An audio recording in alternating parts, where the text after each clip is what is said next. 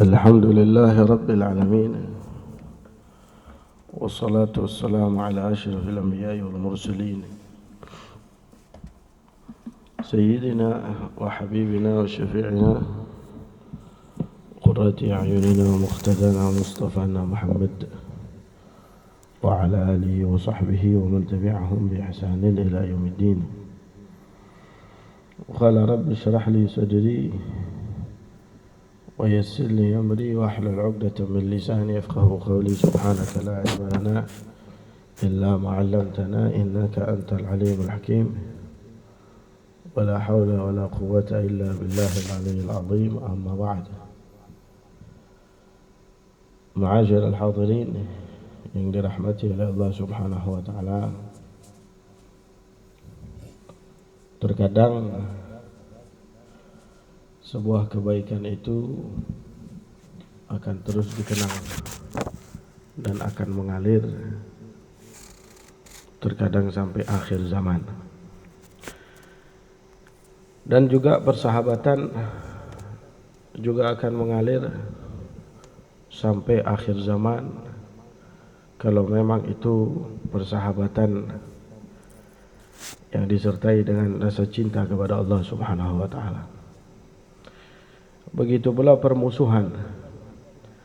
Terkadang sebuah permusuhan itu akan terus berjalan sampai beberapa daripada generasi, karena permusuhan itu berasal dari yang namanya syaitan dan iblis. Ini bisa kita cerminkan dalam kisah sejarah pada saat ini tentang kakek daripada Rasulullah sallallahu alaihi wa alihi wasallam, di mana Rasulullah SAW mempunyai kakek yang bernama Hashim. Karena Nabi Muhammad SAW nasabnya adalah Muhammad bin Abdullah bin Abdul Muttalib bin Hashim. Hashim ini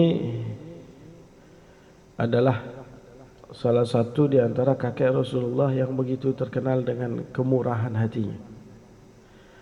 Walaupun beliau ini tidak berumur panjang, umur beliau sekitar 25 sampai 30 tahun dan beliau wafat. Tapi karena beliau itu dermawan, maka orang Arab pun memberikan daripada julukan kepada beliau sebagai orang yang dermawan, khususnya di dalam membagi-bagi daripada makanan. Nah, ada satu kisah menarik dalam diri daripada Hashim tersebut, di mana Hashim ini empat bersaudara, anak daripada Abdul Manaf, di mana Abdul Manaf ini melahirkan 4 anak lelaki, 2 kembar. Satu bernama Naufal, satu bernama Muttalib, satu bernama Hashim, dan satu bernama Abdul Syams. Hashim dan Abdul Syams ini kembar, lahir dalam keadaan kembar. Dikatakan bahwa saat dilahirkan itu Hashim, kaki Hashim itu menempel di dahi daripada Abdul Syams, sehingga ketika lahir nempel itu kepalanya dengan kakinya, tidak bisa dilepas kecuali harus dibedah. Dan ternyata kata para orang pintar pada saat itu, ini akan terjadi pertumpahan darah antara keluarga Hashim dengan keluarga Abdul Syams,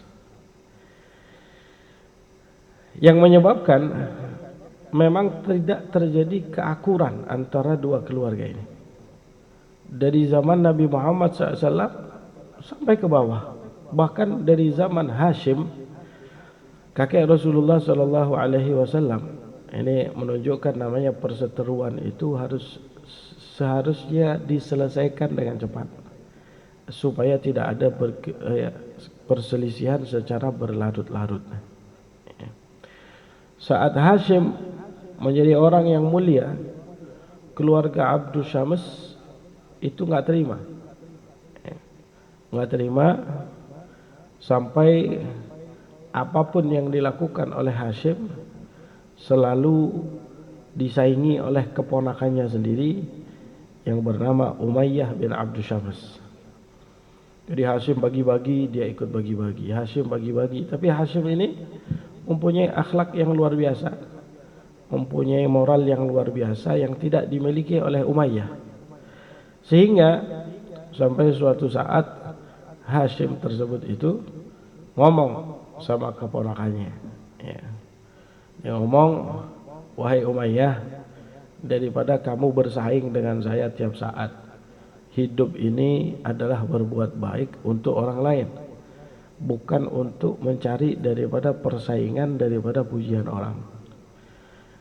Ada adat yang dilakukan oleh orang Arab namanya munafarah. Munafarah itu artinya lomba. Lombanya, siapapun di antara kita yang kalah maka harus mau untuk diasingkan. Subhanallah, kata si Hashim ini karena dermawan. Begini, wahai Umayyah, saya akan melakukan munafarah dengan kamu, tapi dengan syarat, kalau saya yang menang, saya akan menyembelih onta 50, saya akan bagi-bagikan. Tapi kalau saya yang menang, selain saya menyembelih onta, kamu harus keluar dari kota Makkah selama 10 tahun. Supaya kamu itu tadi bisa menyendiri di tempat lain dan berbuat baik di tempat lain tanpa ada persaingan dengan saya. Subhanallah, memang Allah subhanahu wa ta'ala ingin menunjukkan bahwa ini adalah kakek Rasulullah yang bernama Hashim yang luar biasa ini adalah seorang yang mulia. Kata mereka, perdamaian akan ada di seorang dukun yang ada di daerah Asfan. Kita akan menuju ke sana, kita akan minta keadilan di sana atas lomba ini tadi. Orang Arab zaman dahulu itu, ya, guru mereka itu adalah para dukun. Dan dukun-dukun seperti yang sering saya ceritakan, mereka itu banyak yang sakti-sakti. Ya, begitu berangkat, begitu ngetok pintu, si dukunnya tampak diberitahu langsung menjawab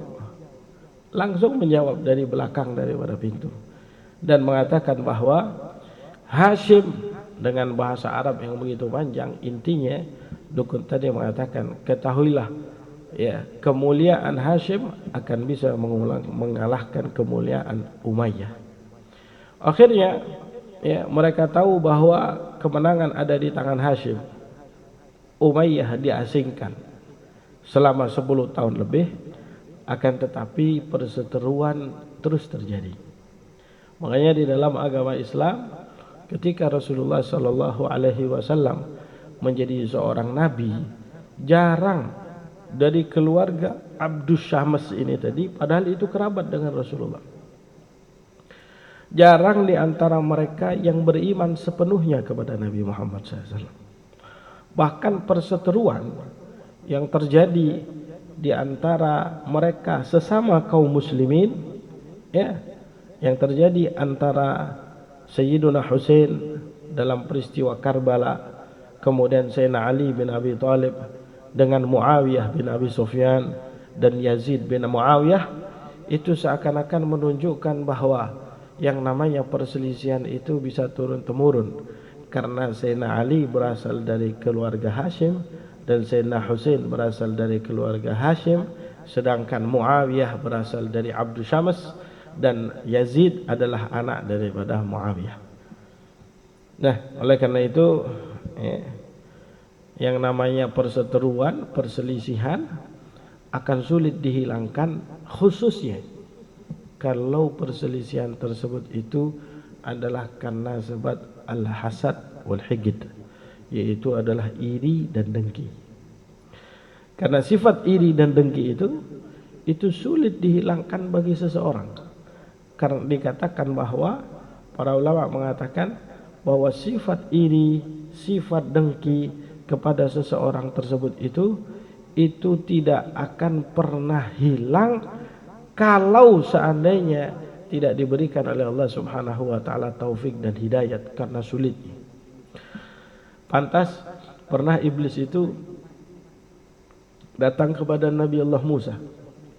Ya, jadi si keluarga Abdus Syams ini selalu iri kepada keluarga Hashim. Selalu iri. Yang menyebabkan perseteruan terus berjalan. Sampai saat Yazid bin Muawiyah membunuh daripada Sayyidina Husain, dia pernah mengatakan di depan jasad Sayyidina Husain saat itu bahwa dia telah membalas daripada nyawa kakek dan nenek moyangnya yang ada di dalam peperangan Badar. Pada saat peperangan Badar itu banyak yang meninggal dari keluarga Abdus Syams yang wafat di tangan Sayyidina Hamzah radhiyallahu taala anhu. Ya, di antaranya adalah Utbah bin Rabi'ah, Syaibah bin Utbah, itu wafat semuanya di tangan Sayyidina Hamzah. Di perseteruan itu terus jalan. Bahkan perseteruan antara keluarga Abdus Syams ini dengan keluarga Hashim seperti yang telah dijelaskan, ya, bahwa di tahun 133 Hijriah terjadilah pertengkaran yang luar biasa antara dengan Bani Umayyah dan Bani Abbasiyah, yang menyebabkan Bani Abbasiyah berhasil untuk mengalahkan Bani Umayyah, sehingga Bani Abbasiyah tersebut menguasai daripada Islam saat itu kurang lebih 300 sampai 400 tahun. Ya, di perseteruannya. Itu sebabnya apa? Iri, dengki. Ya. Makanya kalau ada sifat dengki mulai timbul dari diri kita, hilangkan langsung. Kalau tidak itu akan meresap. Seperti ceritanya iblis itu. Iblis itu pernah datang kepada Nabi Musa. Datang kepada Nabi Musa, kemudian iblis tersebut berkata kepada Nabi Musa, "Hai Musa, saya ini mau minta tolong kepada engkau, karena engkau ini akan naik ke atas Tursina untuk berbincang-bincang dengan Allah. Tolong sampaikan kepada Allah Subhanahu wa taala. Sampaikan kepada Allah. Apa? Saya ingin tobat. Saya ingin tobat. Ya, apakah Allah kira-kira mau untuk menerima tobat saya? Tolong sampaikan kepada Allah Subhanahu wa taala." Akhirnya Nabi Musa naik ke Tursina dengan rasa gembira. Kenapa? Karena iblis mau tobat. Kalau iblis tobat kan berarti salah satu musuh kita itu akan berkurang. Sampai ke atas, Allah Subhanahu wa taala berbincang dengan Nabi Musa. Nabi Musa lupa pesan iblis. Lupa pesan iblis. Allah ingatkan, "Hai Musa, adakah orang yang berpesan kepada kamu?" Baru ingat Nabi Musa. "Oh iya ya Allah, saya lupa. Hambamu iblis ingin bertobat kepadamu. Apakah kira-kira engkau mau terima tobat?" Kata Allah Subhanahu wa taala, "Kalau Musa gampang, aku akan terima tobatnya iblis, cuman syaratnya satu. Satu saja, mudah ini. Apa? Perintahkan sama iblis untuk sujud di depan kuburannya Adam. Suruh sujud saja depan kuburannya Adam. Kalau dia mau sujud depan kuburannya Adam, aku terima tobatnya." Turun Nabi Musa dengan rasa gembira. Kenapa? Karena syarat mudah, gampang, nggak sulit. Begitu turun, dihadang oleh iblis. Kemudian iblis tersebut bertanya, "Wahai Musa, bagaimana kabarnya? Apakah tobat saya diterima?" Kata Nabi Musa, "Oh, diterima sama Allah. Satu syaratnya, wahai iblis." "Gampang syaratnya apa?" "Kamu sujud depan kuburannya Adam." Itu iblis mendengar hal tersebut itu murka, marah. Kemudian dia berkata, "Hei Musa, waktu Adam masih hidup, aku tidak mau sujud kepadanya. Apalagi sekarang dia sudah jadi bangkai, gimana aku mau untuk sujud kepadanya?" Artinya yang menyebabkan dan menghalangi iblis tersebut itu untuk sujud kepada Adam adalah sifat iri dan dengki yang dimiliki oleh kesombongan sudah hilang. Buktinya dia mau minta kepada Nabi Musa untuk supaya dimintakan taubatnya kepada Allah, tapi rasa iri, rasa dengki itu tidak pernah hilang daripada diri iblis sehingga dia tidak mau sujud di dalam kuburannya Adam. Inilah yang terjadi perselisihan di zaman jahiliyah antara Abdus Syams, keluarga Abdus Syams dan keluarga Hashim yang terus turun temurun, bahkan bisa dikatakan bahwa sampai Rasulullah wafat, sampai Nabi Muhammad meninggal, perselisihan di antara mereka masih ada. Ya. Oleh karena itu, ambil hikmah dari ini ma'asyiral hadirin, karena segala bentuk daripada perselisihan itu kalau berasal dari yang namanya iri dan dengki, sulit untuk bisa dihilangkan. Nah, kemudian dari 4 bersaudara ini, antara Hashim, Abdus Syams, Naufal dan Muttalib, ada sedikit daripada hukum yang berkaitan dengan fikih yang disebutkan oleh para ulama sejarah. Dalam sejarah Islam dan di dalam hukum fikih, orang memberikan daripada zakat, ya, memberikan daripada zakat. Memberikan zakat itu diberikan kepada fuqara dan masakin. Yang pasti tidak boleh termasuk daripada beberapa golongan. Di antaranya tidak boleh kita memberikan kepada orang fakir dan miskin dan dia termasuk orang yang wajib kita nafkahi. Dia fakir miskin tapi kita wajib nafkahi, enggak boleh kita kasihkan ke dia. Haram hukumnya memberikan zakat kepada mereka. Dan di antara golongan yang tidak boleh untuk menerima zakat itu adalah keluarga Nabi besar Muhammad sallallahu alaihi wasallam. Keluarganya Nabi. Rasulullah melarang. Nabi Muhammad SAW melarang keluarganya untuk menerima zakat. Suatu saat Sayyidina Hasan, beliau itu pernah datang ke masjid, kemudian beliau memegang kurma. Kemudian dimasukkan ke dalam mulutnya, dikunyah oleh Sayyidina Hasan. Rasulullah melihat, ditanya, Rasulullah SAW bertanya kepada Hasan, "Ya Hasan, dari mana kurma ini?" Oleh Rasulullah, "Saya ambil dari Baitul Mal."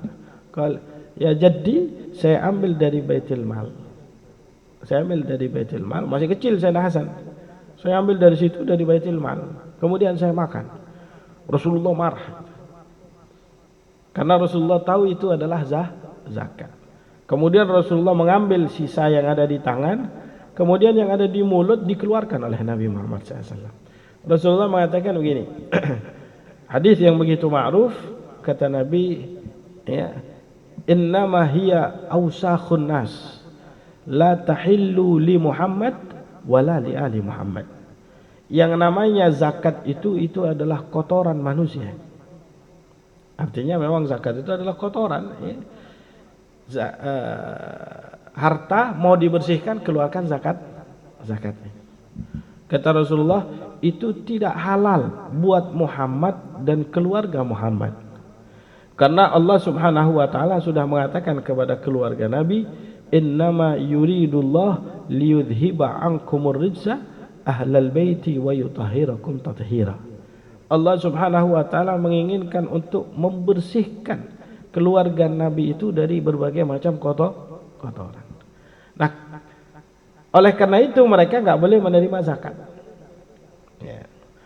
Ya, kalau Rasulullah bukan hanya zakat, sedekah enggak boleh. Nabi Muhammad enggak menerima sedekah. Ya. Sedekah tidak, zakat tidak. Kalau keluarga Nabi tidak boleh menerima zakat, tidak. Kalau sedekah boleh. Ya. Nah, kemudian timbul pertanyaan saat ini. Ini berkaitan dengan cerita tentang Hashim ini tadi. Siapakah keluarga Nabi? Yang dimaksud keluarga Nabi yang haram untuk menerima zakat. Al-Imam Syafi'i, imam kita yaitu Imam Syafi'i mengatakan, keluarga Nabi itu yaitu adalah keturunannya Hashim dan keturunannya Muttalib. Padahal ya, Hashim dan Muttalib ini masih punya saudara lain bernama Abdus Syams dan bernama Naufal. Ya. Kenapa dua ini tadi tidak ada dalam kategori keluarga Nabi menurut Al-Imam Syafi'i? Tapi yang masuk dalam kategori keluarga Nabi itu adalah keluarga Hashim dan keluarga Muttalib. Ya, itu semuanya karena berkaitan dengan sejarah. Sejarah mengatakan bahwa antara keluarga Hashim dan keluarga Muttalib ini terjadi sebuah persaudaraan yang luar biasa. Sehingga dikatakan bahwa setiap ada kesulitan dari keluarga Hashim, keluarga Muttalib selalu membantu. Begitu pula sebaliknya, kalau ada kesulitan dari keluarga Muttalib, keluarga Hashim selalu membantu. Sehingga Al-Imam Syafi'i berdasarkan daripada hadis yang disebutkan oleh Rasulullah SAW, beliau mengatakan Rasulullah, nahnu Banu Hashim wa Banul Muttalib kasyai'il wahid. Kami Bani Hashim dan Banil Muttalib seperti satu kesatuan, kata Rasulullah. Artinya memang ini adalah keluarga yang tidak akan lepas antara yang satu dengan yang lain. Dan ini menunjukkan itulah yang dimaksud, kata Imam Syafi'i, siapakah keluarga Nabi. Dan kebetulan Al-Imam Syafi'i, imam kita Imam Syafi'i Muhammad bin Idris Asy-Syafi'i itu dari keluarga Al-Muttalibi, jadi dari keluarga Muttalib. Berbeda dengan Abdus Syams, berbeda dengan yang namanya Naufal. Mereka ini dua ini itu sering bermusuhan dengan keluarganya Rasulullah sallallahu alaihi wasallam. Makanya kadang-kadang kebaikan seseorang itu itu bisa menjadikan seseorang saudara antara yang satu dengan yang lain. Dan keburukan seseorang itu bisa memecah daripada persaudaraan antara yang satu dengan yang lain. Padahal Abdus Syams dengan Hashim ini dilahirkan dalam bentuk kembar, tapi karena keluarga Abdus Syams tidak mau mendukung daripada keluarga Hashim, sehingga mereka tidak masuk daripada kategori keluarga Rasulullah sallallahu alaihi wasallam. Dan justru terkadang yang namanya persaudaraan dari sisi kebaikan itu lebih erat dan lebih hebat daripada cuman persaudaraan dari segi yang namanya darah. Dan itulah yang membawa agama Islam menjadi agama yang sukses. Rasulullah SAW itu menghilangkan fanatisme di antara mereka, sehingga Nabi Muhammad lebih mengarahkan mereka untuk saling mencintai dan mereka dianggap adalah saudara antara satu dengan yang lainnya di bawah naungan bendera daripada kalimat la ilaha illallah Muhammadur Rasulullah SAW. Bayangkan Nabi Muhammad itu bisa untuk menggabungkan antara kaum Ansor dan Muhajirin, kaum Ansor dan Muhajirin, sampai dikatakan bahwa kaum Ansor saat itu ketika menggabungkan kepada mereka orang-orang Muhajirin, ada salah satu di antara mereka, saya tutup dengan cerita ini untuk kita bisa tahu bahwa kita semuanya sebetulnya satu saudara. Hanya saja perlu satu hal yang perlu kita perhatikan. Apa? Kita harus bisa berbuat baik dengan yang lain, maka persaudaraan tersebut itu tadi akan timbul. Jauhkan dari yang namanya fanatisme, ras, warna kulit dan berbagai macam. Ada satu Ansar ketika diikat oleh Nabi persaudaraan ukhuwah, datang kepada Abdurrahman bin Auf. Kalau tidak salah sahabat tersebut bernama Muslim bin Rabi'. Diikat persaudaraan dengan Abdurrahman bin Auf oleh Rasulullah. Kemudian Muslim bin Rabi' datang kepada Abdurrahman. Ya Abdurrahman, saat itu Abdurrahman bin Auf tidak punya apa-apa. Diikat persaudaraan, Muslim bin Rabi' berkata begini, wahai Abdurrahman, saya sudah menjadi saudara kamu. Saya punya 2 rumah, saya punya 2 toko, dan saya punya 2 istri. Kamu boleh pilih dari rumah saya itu yang 2 itu, kamu boleh pilih 1. Toko saya yang 2 kamu boleh pilih satu. Bahkan istri saya, kalau kamu mau, kamu boleh pilih satu, saya ceraikan, saya kasihkan ke kamu. Bayangkan, dulure awak iki gak ono sing ngono, Pak. Ayo. Masih sugih, omahe 10 sampean gak pernah dikasih siji. Itu dulu. Bagaimana Rasulullah menyatukan daripada mereka di dalam panji kalimat bendera la ilaha illallah. Ya mungkin karena sebab saudara kita mungkin menawari kita begitu, ya mungkin kita enggak menyanyiakan kesempatan pasti. Yuk, tak pilih sing di, omamu sing di, tak pilih siji. Ini tokoh Abdurrahman bin Auf tidak. Abdurrahman bin Auf mengatakan tidak. Terima kasih banyak. Aku tidak ingin apapun. Yang aku inginkan adalah persaudaraan antara diri kita. Untuk kehidupan dunia saya gampang, kata dia. Tunjukkan saya pasar, kata beliau. Tunjukkan saya pasar, insya Allah saya akan bekerja. Bagaimana Islam itu bisa mengangkat daripada persaudaraan. Baru kenal loh ini. Muslim bin Rabi dengan Abdurrahman bin Auf baru kenal dan menunjukkan, mendidik mereka para sahabat.